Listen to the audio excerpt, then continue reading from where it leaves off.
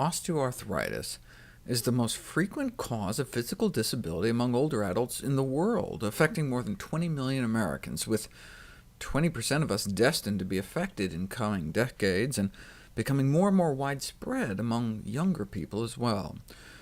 Osteoarthritis is characterized by loss of cartilage in the joint. We used to think it was just mechanical wear and tear, but is now generally accepted as an active joint disease with a prominent inflammatory component, as evidenced by, for example, significantly higher production of inflammatory prostaglandins from tissue samples obtained from the knees of people suffering from the disease.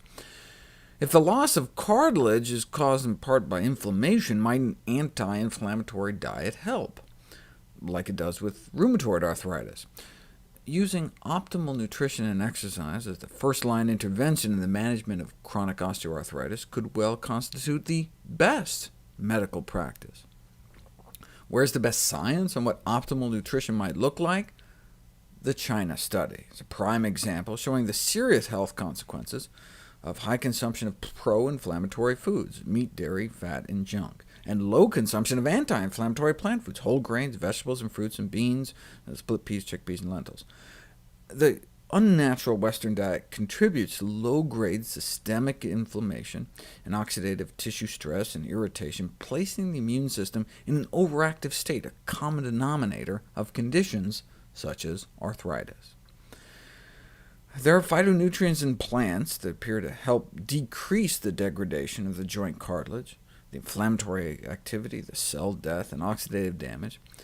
This is based largely on in vitro studies, suggesting protective benefits of soy, and pomegranates, and citrus, and grapes, and green tea, and the curry powder spice turmeric. But my patients are people, not petri dishes.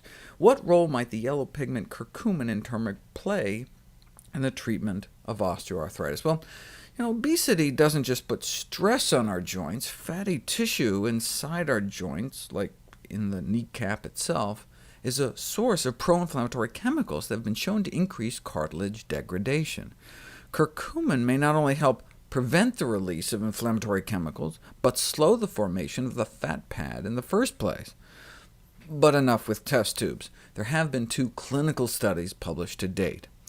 The latest took 50 patients suffering from moderate to mild knee osteoarthritis, and gave them either the best available medical treatment, which included control with anti-inflammatory drugs and painkillers, or the best available treatment along with some proprietary curcumin supplement. They looked at a number of different outcome measures, including the Karnofsky scale, which goes up to 100, which is normal, no complaints, no evidence of disease, down to 0, at which you're dead. The group with the added curcumin did significantly better, and were able to double their walking distance. This is the best medicine it had to offer, so Mother Nature made a counter-offer. The curcumin group was able to significantly decrease their drug use, significantly fewer side effects, less swelling, hospitalizations, and other treatments.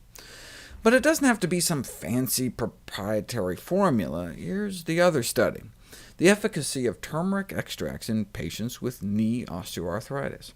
About 100 sufferers were randomized to ibuprofen or concentrated turmeric extracts for 6 weeks, and the curcumin group did as good or better than the ibuprofen. Even though ibuprofen is over-the-counter, it can cause ulceration, bleeding, and perforation of the stomach and intestines, can eat right through our stomach wall, and in fact that happened to someone in the study. Whereas what are the side effects of curcumin?